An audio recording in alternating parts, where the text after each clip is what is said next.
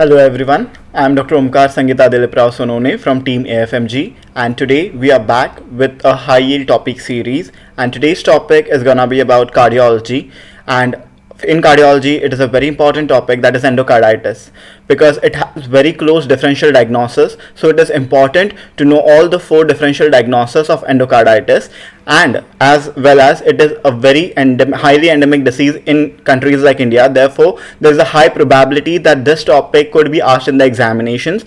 These topics have been asked earlier also in the examinations, so it's better we'll cover this topic from the aspects of pathology as well as medicine. So let's begin this topic with first of all talking about the differentials. So please remember, this topic has 4 differential diagnoses. That is, first is infective endocarditis, second is rheumatic heart disease which involves the endocardium, third is Libman-Sacks endocarditis, and fourth is merantic endocarditis. So let's start with the first one, that is rheumatic heart disease. So please remember guys, rheumatic heart disease is usually a sequel or a complication of rheumatic fever. So the child will first of all present with recurrent sore throats or pharyngitis, and this would be associated with the organism known as group A beta hemolytic streptococci. So please remember, the most common age group affected in this condition is usually children which belong to 5 to 15 years of age group, and they will present to you with recurrent episodes of sore throat or pharyngitis which are due to the organism. The most common organism responsible would be group A beta hemolytic streptococci, which is also known as Streptococcus pyogenes. Now please remember, rheumatic heart disease, why it occurs. So please remember, it is a type of hypersensitivity. So please remember, it is type 2 hypersensitivity, which is also called as cytotoxic or antibody mediated hypersensitivity. So let's understand the mechanism behind it. Now whenever a child is affected with group A beta hemolytic streptococci, so please remember, this bacteria usually has a surface protein known as M protein on it. So our bodies produce antibodies to fight against this M protein of the bacteria. But this M protein of bacteria, it closely resembles a structure known as N-acetylglucosamine, which is present in our myocardium. So please remember, in our heart we have a structure known as N-acetylglucosamine which closely resembles this M protein on bacteria. So these antibodies could not differentiate between the M protein of bacteria and N-acetylglucosamine in the heart, and therefore they cross react and they attack both of these structures, and that is why there would be a component of carditis or the rheumatic heart disease which would be seen in cases of rheumatic fever. So the mechanism in this, it is known as molecular mimicry, also called as cross reactivity. So please remember, the mechanism in this condition is known as molecular mimicry, also called as cross reactivity. An important question from pathology it is. Then moving further, talking about the most pathognomic feature. So please remember, usually rheumatic heart disease, the child would have some valvular regions, the valves would be affected, and the most pathognomic feature would be Ashkoff bodies. So please remember, the most pathognomic feature if asked for rheumatic heart disease, this was a recent recall question. So the most pathognomic feature would be Ashkoff bodies, which are nothing but a granuloma which is found mostly in the left atrium, and it is composed of some necrosis and some important cells that you need to remember. These cells are called as the Antishko cells, also called as Ashkenazi cells, also called as caterpillar cells, because they have the chromatin which resembles a ribbon-like structure. Therefore, these are also called as caterpillar cells. So please remember, the most pathognomic feature of RHD are Ashkoff bodies, which are comprised of necrosis and a specialized type of cells known as Antishko, Ashkenazi or caterpillar cells. If I talk about the diagnostic criteria responsible to diagnose rheumatic heart disease, so please remember, this is known as the modified Jones criteria. This is known as the modified Jones criteria. And you can remember the major, minor criteria and the essential criteria in Jones. This Jones criteria was last updated in the year 2015. So we'll study that. So this Jones criteria, the major criteria can be remembered by the mnemonic Jones C itself. Okay, where JO goes for joint involvement, that means the arthritis component of it. Then N goes for the subcutaneous nodules which are seen in this case. E goes for erythema marginatum, which is seen. Okay, we'll discuss this one by one, don't worry about this. Okay, so the important points about these major criteria would be discussed. Then S goes for Sydenham's chorea. Okay, S goes for Sydenham's chorea, right? Whereas the last C for criteria, it also goes for carditis, which is the most important component in cases of rheumatic heart disease, right? If I talk about the minor criteria, guys, minor criteria would be fever more than 38 degrees Celsius in high endemic countries like India, and the second important feature would be arthralgia, that is joint pain. It can be polyarthralgia or it can be monoarthralgia in high endemic countries like India. Lab features, there are two important lab features. As it is an infective condition, so the acute phase reactants would be elevated, so they will find elevated levels of erythrocyte sedimentation rate, that is ESR, and elevated levels of C-reactive protein, CRP. Okay, whereas on ECG, a important finding is seen, and that is a prolonged PR interval. So please remember, a prolonged PR interval, here it is suggestive of a first degree heart block. And why there is a first degree heart block? So please remember, from sinoatrial node to the atrioventricular node, in the pathway there would be formation of these Ashkoff bodies, and that would lead to impairment in the conduction. So as the conduction is impaired, therefore there can be a first degree heart block, which would be manifested on the ECG as a prolonged PR interval. So minor criteria are fever, arthralgia, elevated levels of ESR, elevated levels of CRP, and a prolonged PR interval. Then if I discuss the major criteria one by one, first of all, talking about carditis. So please remember, carditis can be either pericarditis, myocarditis, or endocarditis. All of them can be associated with RSD. But if they ask you the most common type, then please remember the most common one associated is pericarditis. So please remember the most common one is pericarditis.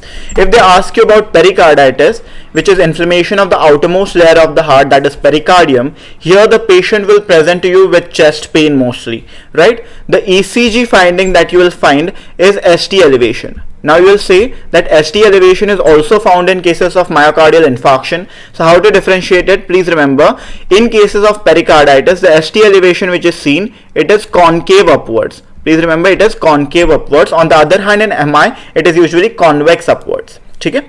Then if I talk about the auscultation findings in pericarditis, usually on auscultation, the examination finding would be a pericardial friction rub can be heard. Okay, a pericardial friction rub would be heard. Now, as it is an inflammatory condition, therefore it would be managed generally with steroids. So please remember, pericarditis is generally managed with steroids.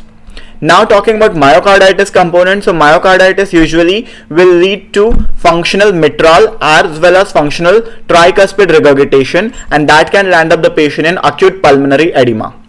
Whereas if I talk about endocarditis, guys, so talking about endocarditis, usually it is inflammation of the innermost layer of the heart, that is endocardium, which will also involve the heart valves. Now they will ask you which is the most common heart valve involved in cases of rheumatic endocarditis. Your answer would be mitral valve. Okay, the most common valve involved is your mitral valve. Whereas they can also ask you which valve of the heart is not at all involved in cases of rheumatic heart disease. Then your answer would be pulmonic valve. Then your answer goes to pulmonic valve. Okay, please remember this.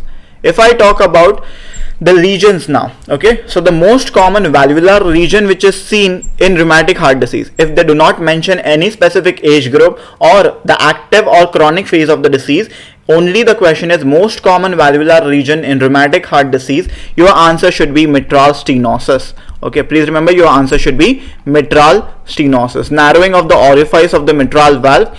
It is also described sometimes as fish mouth stenosis or a buttonhole stenosis, right? Whereas if the question changes to which is the most common valvular region in a patient of rheumatic heart disease who is a child, or maybe in cases of active rheumatic heart disease, the answer would be same in both these conditions, and that is mitral regurgitation. So please remember, earlier in the course, usually the patient of rheumatic heart disease can present with mitral regurgitation, right? Whereas if the question is most common valvular region in RSD in adults, answer is again mitral stenosis or in chronic phase of RHD, again answer is mitral stenosis. Okay, so only if they mention a child or active phase of RHD, your answer should be mitral regurgitation, right? Now, usually in this condition, in endocarditis, there would be vegetations which are formed. These vegetations would be formed of fibrin, plus sometimes it can contain bacteria. Okay, now they will be more commonly on which surfaces of the valves? So please remember, in rheumatic heart disease, usually these vegetations are generally found at the commissural ends, okay, where the valves will touch each other. At these commissural ends, usually the vegetations are found in cases of rheumatic heart disease, right? If I talk about the murmur which is seen now, due to the mitral regurgitation component, the murmur which is seen in rheumatic heart disease has a very characteristic name, and that is known as a Carey-Coombs murmur. This is known as a Carey-Coombs murmur. So this is generally a mid diastolic murmur, sometimes in pedia also described as a late diastolic murmur. Okay, please remember it is a Carey-Coombs murmur which is specific for rheumatic heart disease. If I talk about the treatment now, if a patient is suffering from severe mitral stenosis, then the treatment of choice generally would be a surgery that is known as percutaneous mitral balloon valvotomy. Okay, only will dilate the mitral valve orifice. Okay, percutaneous mitral balloon valvotomy would be done. Whereas in cases of severe mitral regurgitation, in cases we will prefer a valvuloplasty. Please remember, in cases of severe mitral regurgitation, we will prefer doing a valvuloplasty. And if a patient is having calcified mitral stenosis now, okay, because as soon as you will try to dilate that calcified mitral valve, that will break down into pieces. Therefore, in this condition, in cases of calcified mitral stenosis, prosthetic valve replacement would be the best choice to be done. Now, if I talk about the second major criteria of Jones, that is arthritis. So please remember, arthritis is the most common and the earliest manifestation in rheumatic heart disease. So if they ask you the most common or the earliest manifestation of RHD, the answer should be arthritis. Now this arthritis, usually it is a non-erosive type of arthritis. That means there would be no deformities seen in this type of arthritis, non-erosive type of arthritis. And second important feature, it is generally described as a migratory polyarthritis. It is generally described as a migratory polyarthritis. What do we mean by this? So please remember, in this type of arthritis, usually it would be asymmetrical and it will jump from one large joint to the another large joint.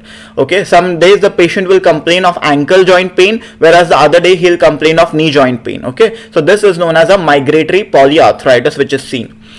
Whereas if I talk about the joints which are involved, usually in cases of rheumatic arthritis, the larger joints are involved, like the knee joint, the shoulder joint, the ankle joint. Okay, all of these would be involved. And for this treatment of this condition, usually we use your non-steroidal anti-inflammatory drugs. Just drugs like aspirin or naproxen can be used. Aspirin or naproxen can be used.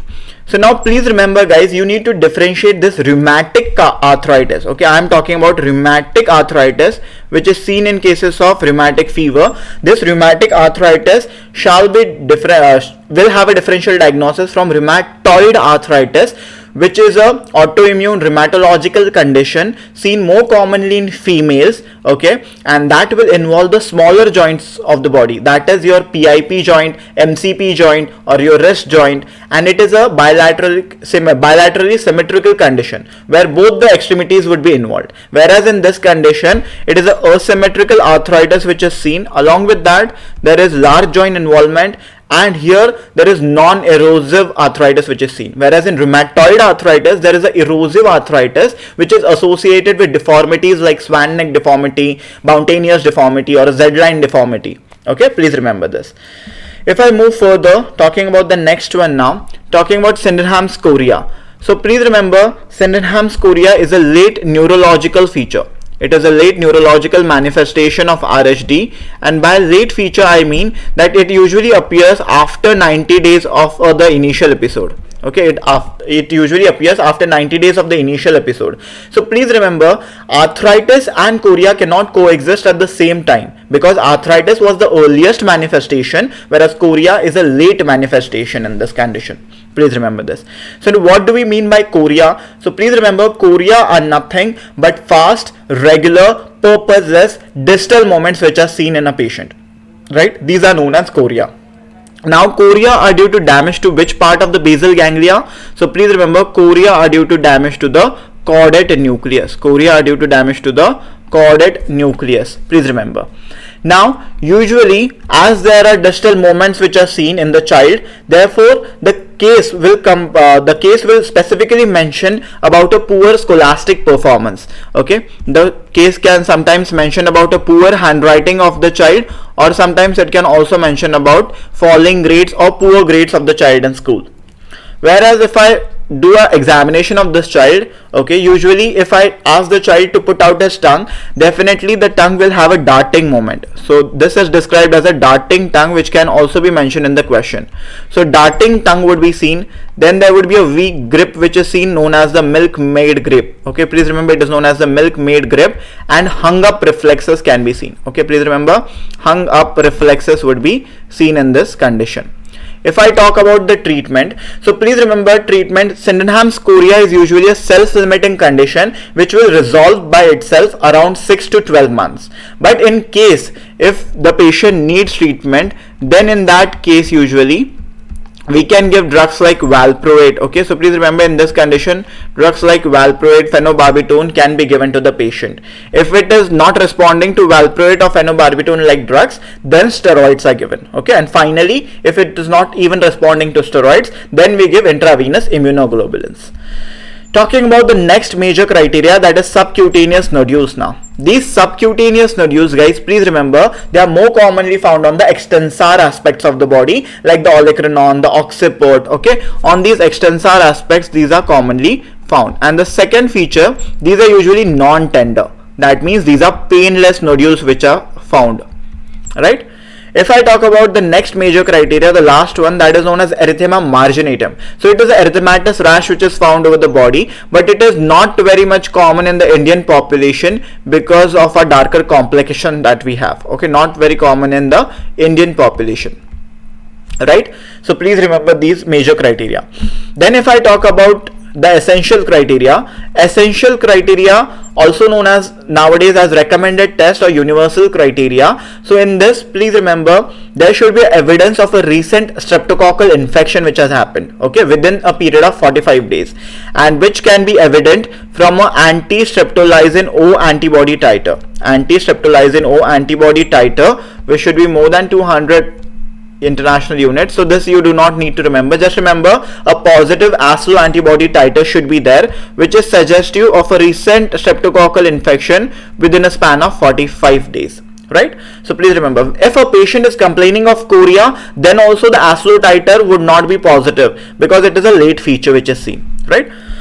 Now if I talk about the diagnosis now, okay, we have the major criteria, minor criteria and the essential criteria. So for diagnostic purposes, we shall have either two major criteria plus the essential criteria, or we can have one major criteria plus two minor criteria. Okay, please remember one major criteria plus two minor criteria plus the essential criteria should be present. Okay, if I talk about the treatment now, treatment in cases of rheumatic heart disease is generally done with benzathine penicillin, and benzathine penicillin is usually given to prevent any future episodes of sore throat or pharyngitis.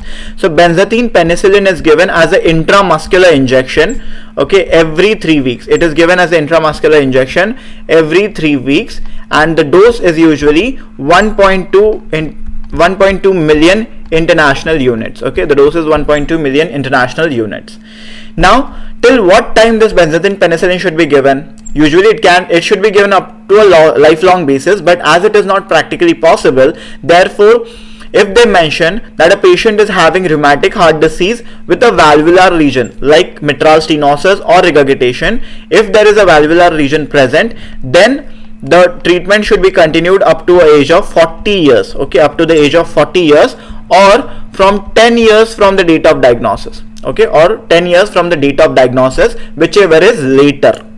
If I talk about only rheumatic heart disease or only rheumatic fever without mentioning any valvular region in the patient, then the upper limit for continuing the treatment is usually 21 years of age. Okay, it should be given up to 21 years of age, or 10 years for rheumatic heart disease and 5 years for rheumatic fever from the date of diagnosis, whichever is later again. Okay, at least remember the upper limit in terms of age.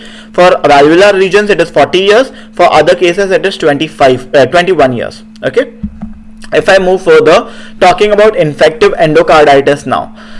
If I talk about infective endocarditis, guys, the first one, infective endocarditis can present as acute, subacute condition as well. If I talk about acute bacterial endocarditis, the most common cause of acute bacterial endocarditis, which can present usually with high grade fevers, chills, rigors. Okay, here the most common cause in the community would be an organism which is known as streptococcus. So please remember, in community it would be the streptococcus, which is the most common cause of ABE. Whereas in a hospital acquired setup, the most common cause of acute bacterial endocarditis is usually Staph aureus. Okay, in hospital acquired it is Staph aureus. If I talk about subacute bacterial endocarditis, the most common cause for subacute bacterial endocarditis, and this was a question which has been earlier asked, so it is Streptococcus viridans. Please remember, the most common cause of SABE should be written as Streptococcus viridans. Now if I talk about the most common cause of prostatic valve endocarditis, so usually if a patient was having a valvular lesion and the valves were replaced for any reason, okay, so these are known as prostatic valves. So after replacing the valves, usually if the patient presents to you within 12 months or within 1 year with the features of endocarditis, it is known as early prostatic valve endocarditis, and the organism which is responsible is known as CONS, that is coagulase negative staph. Okay, so please remember, coagulase negative staphylococcus is the cause which is responsible for early prostatic valve endocarditis. Whereas if I talk about late prostatic valve endocarditis, which usually occurs after 12 months of the valve replacement, here the organism which is responsible is again streptococcus. So please remember, it is again strep viridans which is responsible. If I talk about intravenous drug abusers, now intravenous drug abusers are at a risk of developing endocarditis, and usually they develop right-sided endocarditis, and the most common organism responsible in this condition is Staph aureus, again Staphylococcus aureus. Please remember this. Now here also the question arises, which is the most common valve involved. So please remember, in this condition the most common valve involved is usually your mitral valve again. Please remember, it is usually your mitral valve. Now the question arises, why mitral valve is commonly involved in all these conditions? Because please remember, mitral valve has the highest pressure gradient. The pressure difference between the left atrium and the left ventricle is the highest, and therefore there are high chances that in cases of endocarditis the most commonly involved valve would be your mitral valve, right? Apart from that, now in infective endocarditis also there would be vegetations which would be seen on the valves. These vegetations are made up of fibrin as well as some bacteria. So please remember, these vegetations are unsterile or they are infective as they contain bacteria in them, right? So now these vegetations are characteristic in infective endocarditis, as these are usually larger, they are bulkier, and they are very friable or fragile. Okay, so as they are friable, they can just easily break off, okay, and they can just embolize to any part of the body, leading to some systemic manifestations. So if they easily break off and they go and embolize at various parts in the body, please remember, they can embolize, for example, to the spleen, and they can cause splenic vein thrombosis, or sometimes they can also lead to splenic abscess, and which will be a reason of splenomegaly in this patient. So this was a question which was mentioned in August 2020 session, where they had mentioned about splenomegaly in a case of infective endocarditis, and that was confusing for all of us because we did not know that it can also present with splenomegaly like features. Apart from that, these embolus can also go to the brain circulation, and therefore it can cause brain abscess, where it can further progress to hemiplegia. The patient can also present to you with hemiplegia. Okay, so these are the systemic manifestations which usually would be seen with infective endocarditis, and sometimes clubbing can also be seen in this patients. If I talk about the diagnostic criteria now, please remember the diagnostic criteria for infective endocarditis is known as the modified Duke's criteria. It is known as the modified Duke's criteria. Okay, so please remember, don't just get confused. Modified Duke's criteria is the diagnostic criteria used for infective endocarditis. Duke scoring is used for the severity of chronic stable angina, whereas Duke staging that we have, it is used usually for carcinoma rectum. Okay, so please remember Duke staging for CA rectum, Duke scoring for chronic stable angina severity, whereas Duke's criteria for infective endocarditis. Okay, I hope you remember this. Now if I talk about the major criteria, before that I would just like to mention that the vegetations which are seen in this infective endocarditis, these generally involve the upper surface of the valves. These generally involve the upper surface of the valves. For example, like this, right? Now if I talk about the major criteria in infective endocarditis, there are three major criteria that you need to remember. First of all, there should be an echocardiographic evidence of some valvular disease. That means echocardiographic evidence of vegetations would be present, or maybe a valvular abscess or a valvular perforation. So an echocardiographic feature should be present. Okay, this echocardiography can be a transthoracic or a transesophageal echocardiography which would be performed. Apart from that, the second major criteria would be a blood culture. The blood culture showing organisms. Okay, so isolation of organisms should be done from at least 2 samples out of 3 samples. So please remember 3 samples of blood culture would be sent separately. Okay, so please remember 3 samples of blood culture would be sent separately, and out of those at least 2 samples should be positive for organisms, right? Then we will consider it as a major criteria. And the last important one, it is a new murmur which is seen in the patient. Okay, as a auscultatory finding, a new murmur which is found in this patient, okay, in a pre-existing condition.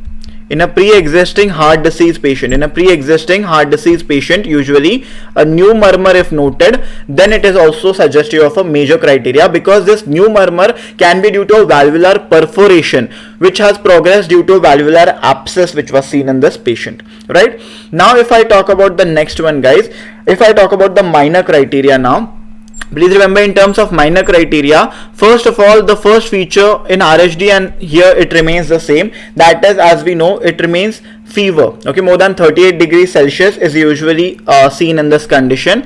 Apart from fever, usually there would be other features like the vascular phenomena or the immunological phenomena which would be seen in this patient.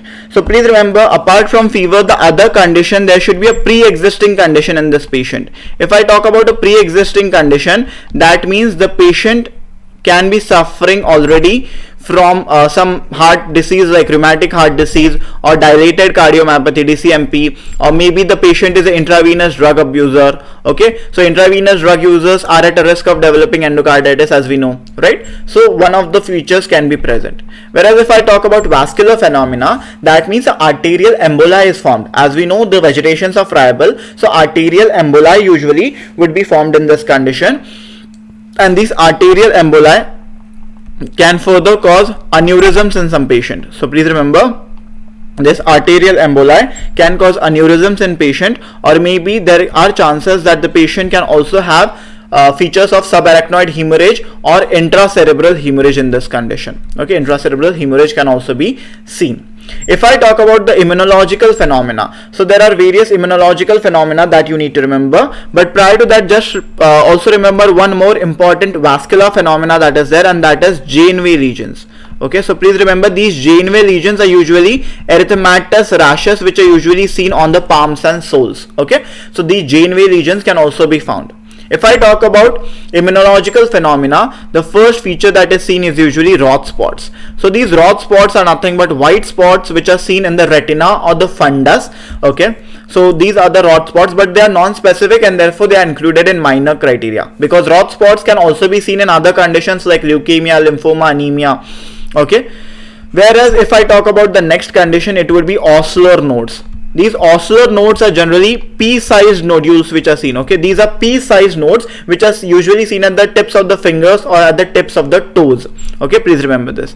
And last would be a glomerulonephritis, that is post-streptococcal glomerulonephritis. I hope all of you are quite aware that the same organism which causes rheumatic fever, group A beta hemolytic streptococci, is also known to cause post-streptococcal glomerulonephritis. So these patients are also at a risk of developing PSGN, though it is a very rare phenomena that the patient will present to you with features of PSGN, that is like hematuria can be present in this patient.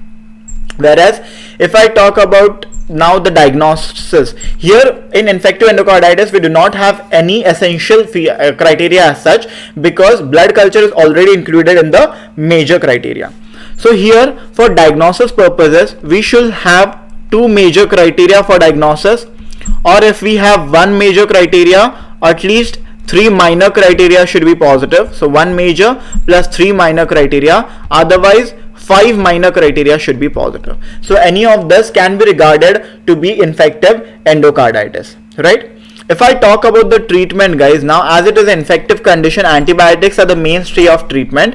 So we use generally a combination of drugs. We use either ampicillin or penicillin can be used. So please remember, ampicillin can be used or penicillin G can be used. Along with that, we use gentamicin. And depending on the organism, whether it is Staph aureus or not, depending on that, we can use methicillin. If the organism is MRSA methicillin resistant, we can use vancomycin. And even if the organism is VRSA, that is vancomycin resistant Staph aureus, then we can use daptomycin in this condition, right? Now this was about infective endocarditis. If I talk about Libman-Sacks endocarditis, guys, Libman-Sacks endocarditis is a condition which is seen in patients of SLE. Whenever there is cardiac involvement in cases of systemic lupus erythematosus in a younger female having repeated episodes of infection where there is joint involvement in terms of arthritis or arthralgia, right? Or maybe there is kidney involvement. Okay, in this condition, usually when we suspect SLE, the cardiac lesion which can be present is Libman-Sacks endocarditis, right? Though it is rare, but it can be present. Libman-Sacks endocarditis, please remember, in this also vegetations could be found, and the vegetations which are usually found, they are sterile vegetations. They are not infected because SLE is an autoimmune condition, therefore the vegetations would be sterile, they would not contain any bacteria, and please remember they will commonly involve the undersurface of the valve. So please remember the vegetations would be found mainly on the undersurface of the valves, and that is the reason why the chordae tendineae, okay, they would be damaged in cases of Libman-Sacks endocarditis. Okay, chordae tendineae would be damaged. Now if they ask you what is the treatment in cases of Libman-Sacks endocarditis? So in Libman-Sacks endocarditis, if the patient is symptomatic, if the patient is having a symptomatic valvular lesion like symptomatic mitral regurgitation, in that condition we will treat the patient with valvuloplasty. Then we will treat the patient with valvuloplasty, right? If I talk about the next one now, so here I am actually comprising all of these four in a single table, so it would be easier for you to differentiate them based on the vegetations those are seen. If I talk about the vegetation seen in infective endocarditis, as we discussed already, the vegetations in infective endocarditis are large, they are bulky, they can easily break, that means these are usually friable, right? And these are unsterile, I can say, or these are infective vegetations as they contain bacteria inside it.